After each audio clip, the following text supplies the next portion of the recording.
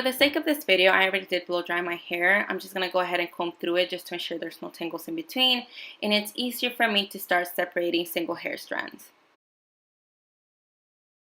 Before applying any heat to my hair, I do in with hair oil just to protect it. Not only that, it also makes it easier for me to style my hair. I'm currently using the Suave Biotin oil. I believe it's a new one, but you can go with any hair oil as long as you're using something to protect it from heat or just any hair oil that helps out your hair. I like to divide my hair into sections, and starting off with the first half, I'm going to be clipping the hair that I won't be styling back, and then with the single strand I'm going to be taking a straightener. Preferably I like a straightener. It makes it easier and faster for me to curl my hair. I don't do tight curls, I usually go with waves, and the way you position the straightener is going to play a major role in how your curl is going to turn out.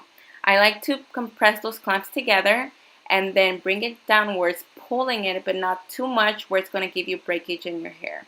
And then I curl my hair's opposite side, so as you can tell there, one is facing my face and one away from my face. I feel like the more you do opposite sides, the easier it's going to be to get that messy, voluminous hair.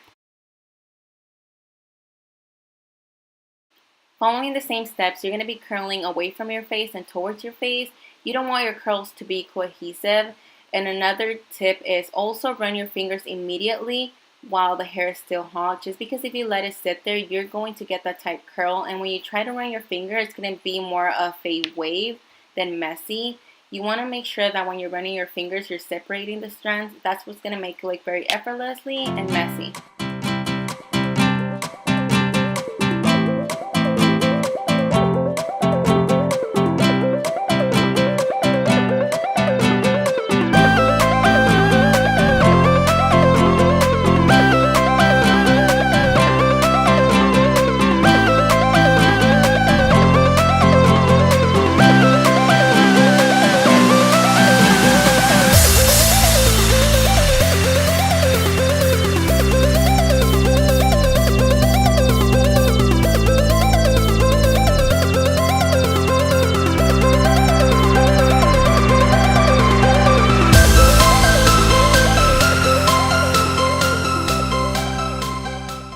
I usually style my bangs last, but because I want to show you each step of the way, I'm going to curl it, and the way I do so is by also dividing single strands of hair.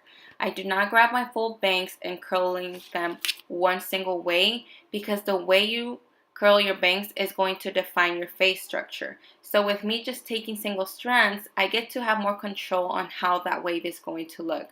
I also do run my finger through it until I'm satisfied on how it looks.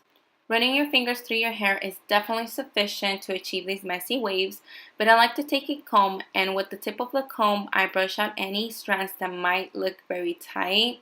I don't like to have any tight curls at all. I just want it to look very effortlessly, and also it helps with volume. Using some texturizing cream will help with separating the curls and give them that messy look. I run it through all of my hair, pushing it upwards, downwards, and through it. Not only is it going to look very messy, but as you will see, it's going to give it more volume. This kind of cream won't make your hair feel very hard as hairspray. I try to avoid hairspray as much as I can, just because, again, I can't keep them for the next day. They will look very crunchy, very crusty. And with me applying this, I feel like it's going to maintain those waves throughout the whole day and make them last longer.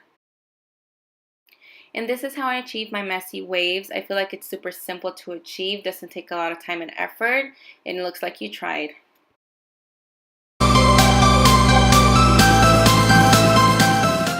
And now for my favorite part, I'm going to be incorporating a Cabby Hat. Everything changes. For the second look, all you need is a scrunchie, pulling your hair back into a ponytail. You don't want to be too precise and perfect for it. The messier, the better. You're also going to bring those two strands of hair forward, because this is also going to make that hairstyle look even more defined and cuter. Once you have your Cabby Hat on, go ahead and tighten that ponytail on the back.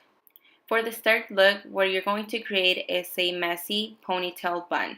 And you're basically going to be creating like a ponytail, but you twist it once, and then the second time is what you're going to bring upwards, that little bun right there. Once you have that bun, you're going to scrunch it as much as possible and make it as messy as you possibly can. And this just gives it that effortless look. Last but not least is going to be this fourth look. Super simple. All you're doing is just tying your hair to the side, taking a comb and teasing the bottom portion of it just so you can get that extra volume.